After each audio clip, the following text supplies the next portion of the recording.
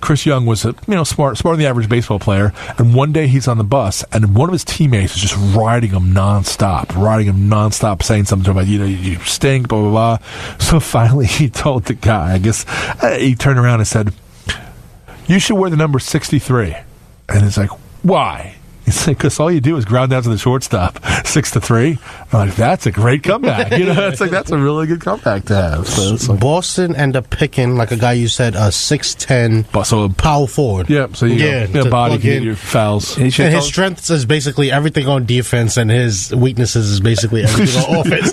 Putting the ball in the basket. Yeah. Sounds like Marcus Smart again. Yeah, it's like a big Marcus Smart. His weakness is putting the ball in the basket. By the way, the guy who should be wearing 63 should also be batting 9th in the order, because with 6 plus 3 add to 9. Right, yeah. Unless you're Callaway, you bat the pitcher 8th. Well, that's Tony La Russa thing. Let's put a pitcher at 8 and let Rosario bat 9. Tony La Russa so the pitcher bats more than your guy who actually can hit. Somebody called up trying to say to Francesa today, like, why does the pitcher bat 8th? What about that guy in that situation? But he wasn't giving like a valid point about why. No matter what happens, that guy, you're going to have 50 to 100 more at bats for the pitcher than you are going to be for a position player, and that's just you're good. Pitchers are good hitters for pitchers, but they're not hitters. They're not hitters. Call you on Sports Talk. Yeah, hi. This is Charlie from Floral Park. I listen to you guys every Thursday night, and I just never have time to call, but I thought I would try tonight. Thanks, Charlie. Could I just go over a couple of things? Absolutely. Sure. Number one, do you guys know who basically was the father of New York sports talk radio? Were we going Art Rush Jr. or are we going before that? We're going way before. Well, no, way before, but before Art Rush Jr. When I was in high school, I'm 62 now. There was a guy named Jack. Was it Jack Spector? Oh, Jack Spector. He was on WMCA, the good guy. He was an original good guy. Yeah, he was. Well, it's very funny you should say that because, my dad loved the good WMCA good guys. That was his thing. Whenever they have good guy reunions, he would go down there, whatever. But Jack Spector, they put him on Sports Talk, but he didn't know sports. No, he didn't. He just knew radio. He didn't. And it's funny because Howard Stern, who when in his time he was living in North New Hyde Park, which is Manhasset Hills, then Old Westbury, he would call for hours a day, and now Stern admits to it now on the radio. He would call when they were both at NBC together, and he would call for about 40 minutes and disguise his voice and speak with Jack Spector. Jack Spector didn't know sports. He was kind of like a la what Steve Summers does, but Steve Summers knows sports, but it was all shtick. He was a golly gee, hero worshiping. He knew shtick, so he knew how to vamp on radio, and he knew how to make things last, and he knew good radio. And Jack Spector actually passed away live on radio. Exactly. And right on the job. The person who, and I can tell the story here because she's not in here, the person who used to, for all the years I've been doing the show, who hosts Sock Hop, Steve Dassa, used to be before us until 2 weeks ago. He's on Sundays 5 to 7, the Sock Hop. He was the person who had to do two things. Jack Spector was his mentor. Steve Dassa had to remove Jack Spector from the console and put a record on. Oh my God! Yeah, so it's like Steve Steve's the most jovial guy in the world, but he gets very introspective and morose. What year was that? That would have been the 97, maybe 95, 97. Yeah. So he died with his boots on. He died with his literally and a song on, and a CD on or something. Jack Spector died 94. 94. So that was 94. He died WHLI. But the guy who took over after Jack Spector was John Sterling. And he never gets any credit. He did the coolest talk show on WMCA from, I think it was 7 to 10 when I'm in high school. And he did it for a while. And he brought a whole new sensibility. He was hip, and he would, he didn't do this hero-worshipping, golly gee stuff. And he was, whatever I learned from sports, I learned from and it's interesting. So you say you're 62. Sterling refuses to admit his age. Oh, he's about 80. He's in his 80s, right? He's notorious. He will not admit his age. The pipes are there. He's 80. Exactly. He hasn't lost the timbre in his voice. That's usually when you get of a certain age on radio. Exactly. You lose your timbre or your timbre, depending on how you say it. And people would call up and say, no ball player is worth $100,000. Right. Well, he went through, he was the Islanders guy. That was his thing. No, he did the Raiders. Well, we did the Raiders, but the Islanders, the early Islanders, he was the announcer. He talks about it. He waxes nostalgically about it all the time. But he had to go down to Atlanta to find his following to where they said, okay, let's bring this guy back to New York. But he was really the father of New York sports. I mean, in terms of, not being hero-worshipping golly gee stuff.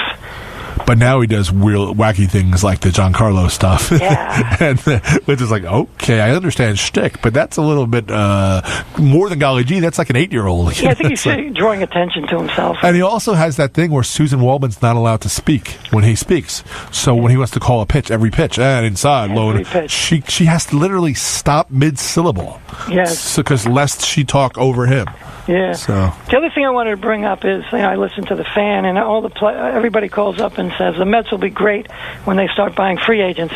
When did a Met free agent signing ever work out? No. I mean, you can go back. One of their first signings, George Foster. Oh, Jock and George. Disaster. Yep. Every Met free agent signing is Jason Bay. Yep. It's like they're cursed. Vince Coleman. You can go down the list. It's dozens. They can't sign free agents. Sad to say, but probably the best Mets free agent signing of recent vintage is Cabrera, Asdrubal Cabrera. He's having a fine career as a New York Met. Beltran. Yeah, Beltran. That's another. Beltran was his numbers were great with the Mets. Yeah, but he's only remembered for that one thing, striking out. Yeah, exactly. When in reality, he's the greatest clutch hitter in postseason. Right. But he was so into the Yankees. He had that thing where he was going to take less money and less years to sign with the Yankees. He chased it his whole career. Even this year, he retired from the Astros and still wanted to come back as a Yankee. Interviewed for the managerial position. Actually, he still wanted to be a Yankee. I thought the job was going to Giambi. Who was at was at the Old Timers Day game last week. I love they're talking to Pettit and Giambi, and I guess the whole steroid thing doesn't exist anymore because it was like Well, that's the thing with free agency. You can't sign free agents because the older guys they can't do steroids. Right. Well, I think we're seeing that now in terms of watching players before our very eyes. It could be like Jay Bruce. I think Jay Bruce is hurt, so I have no doubt about that. He must be hurt. But there are guys who they hit 35 and they're done. They're done. That's the normal trajectory of a Major League Baseball career. You had greenies in the old days. Right. You had greenies. All the amphetamine. Willie Mays supposedly was a big greenie guy. Nonstop. And that's in Ball 4, Jim Bouton's book. They talk about Willie Mays with all the greenies. And then Cal Ripken has talked about they would put the amphetamines in the coffee in the clubhouse. Sure. So it was in your coffee. So you drink your coffee. You'd see guys in the middle of a Major League game drinking coffee in the clubhouse. You're like, who drinks coffee to cool off, right? Maggio was a big coffee and smoker, too. Yeah, Mr. Coffee. Drinking coffee and smoking during games. Yeah. Was Piazza a free agent? Because he was a great signing. No, Piazza was acquired in May of 98. Trade. And then they signed him to that 7-year, $91 million deal at the end of the year. So really there's been maybe 2 decent Met free agent signings?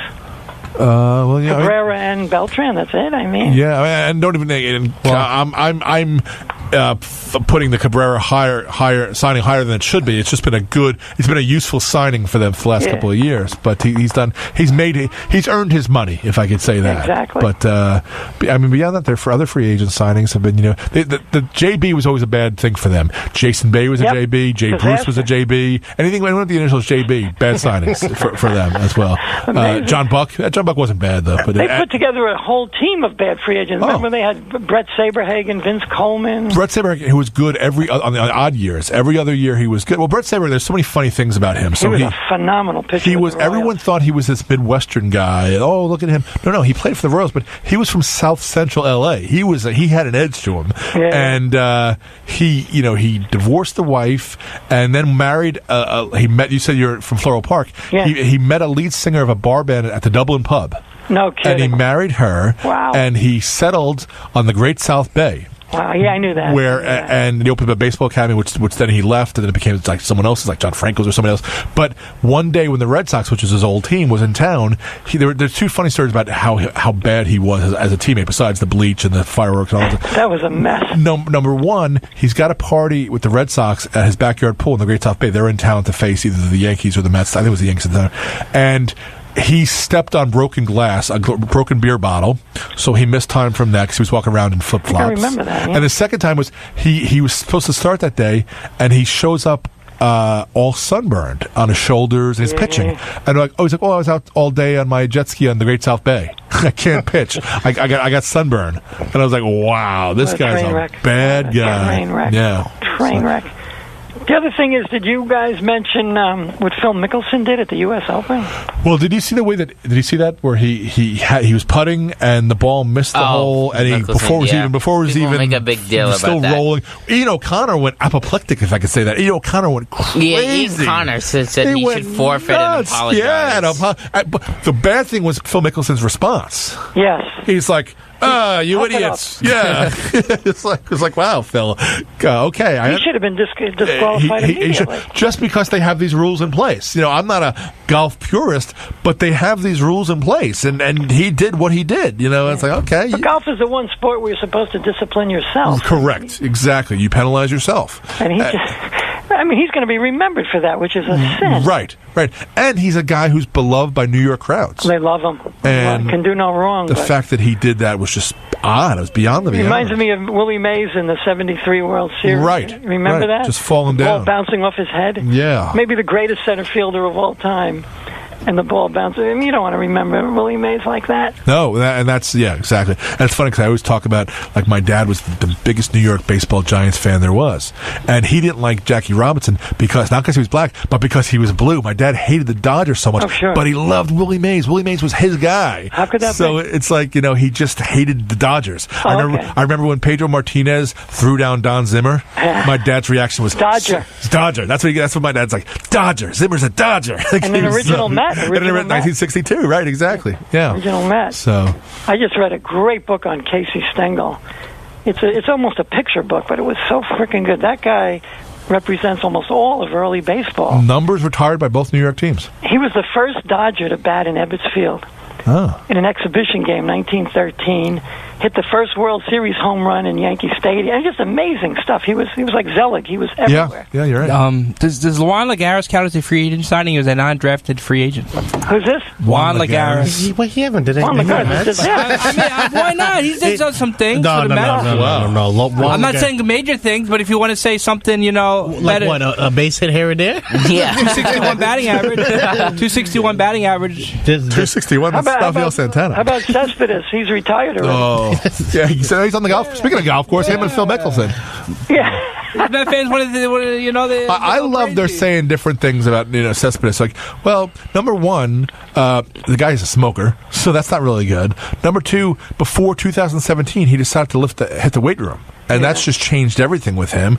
And these Cuban guys, they didn't have the best, growing up, the best diets, the best equipment, or anything like that. So that's what's happening. And apparently, there was a great article last week by John Harper in the Daily News. I don't know if anyone saw it on Sunday, but it was all about the Cespedes free agent signing. And he was this close to signing with, I believe it was the Astros, because he wanted to have a team that trained by he has a ranch in Vero Beach in Florida.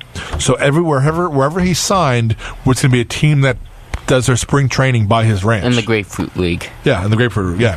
And that year, the Astros had moved from the Cactus League to the Grapefruit League.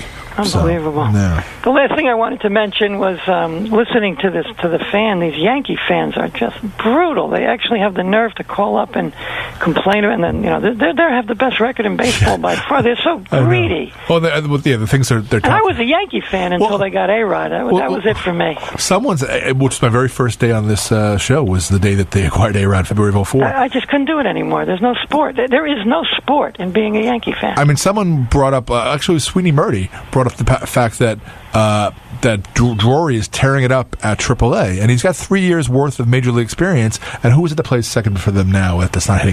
Was it Torres or Andor? Whoever wasn't hitting was in a slump. Came out of it this week, but it said they might want to think about having Drury. And Yankee fans were killing him. And it's like he was just saying, you got a big series coming up with the Red Sox. Maybe you bring Drury, who's hitting pretty well, up here and let him do his thing instead of a guy who's mired in a slump.